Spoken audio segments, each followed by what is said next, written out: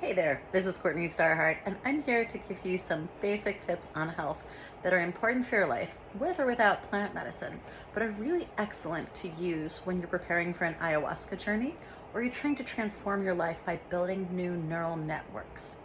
Your body needs to have the building blocks that it takes in order to make those new neural networks. And all of our matter is made out of amino acid chains in terms of tissues and neurological tissue.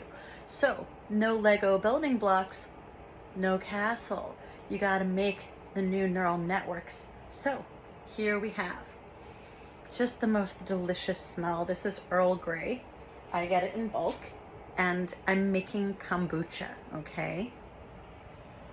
Right back here, we have a 3-gallon pot of water. We have a ton of Earl Grey, because we're gonna make this really dark. We have a little netted bag, which makes it super simple. Those are little gift bags you can get on Amazon. And I threw in some rosemary. So the other component, you can see right here, there we go. There's 2 components that you need to make tea for your kombucha mother. I'm gonna walk you downstairs in a second and I'm gonna show you the weird thing that is a kombucha SCOBY. So here we have Earl Grey organic tea, okay?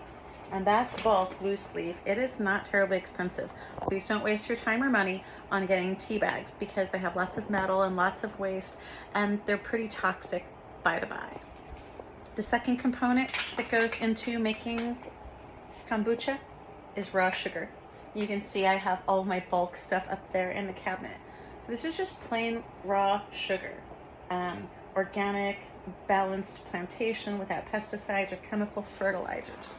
So we're going to put in 1 cup of that sugar for each one of these gallons, all right? So if that's 3 gallons, I need to put in at least 3 cups of sugar.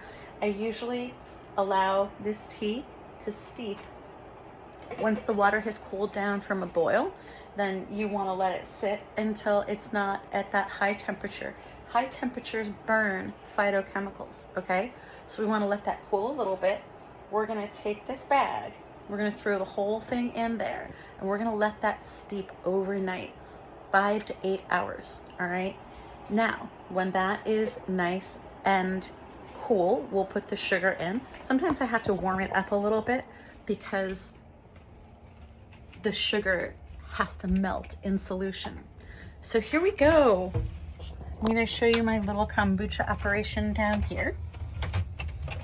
This is my secret studio. Here we go. Boop. All right. So I keep my kombucha container downstairs. Here's the reason why. First of all, it's super accessible and it's easy, right? This is just a regular athletic cooler container, and inside here, I like this particular container because look, it has this nice spout. One of the things that happens with other kombucha containers is that the spout will get clogged up because the mother actually drops a lot of seeds and a lot of different stuff. This, my friends, is a kombucha mother. Look at that. It's like the thing, right? But that kombucha mother actually has the stuff that makes up cartilage, that makes up ligaments. Those amino acid chains are incredibly important for our health. So we have to feed that thing, that symbiotic colony of bacteria and yeast is called a SCOBY, and we have to feed that thing with what? With tea and sugar. Because this SCOBY is a symbiotic colony of bacteria and yeast, it needs to be fed. And the bacteria that are in there, I have a pedigree mother that I'm sharing with you. If you've bought this package at the wellness fair or wherever you've found me, you're getting primo SCOBY with a pedigree because it has all of the right different kinds of yeast and bacteria. My elder Patricio actually got it from the Maharishi's ashram years ago, and we've had it in the family, so to speak. So SCOBY is a little bit like a sourdough starter. It's a really special thing, and the specific types of bacteria and yeast that it have are really important. So some of the bacteria eats tanin. It's the kind of caffeine that's in tea and only in tea.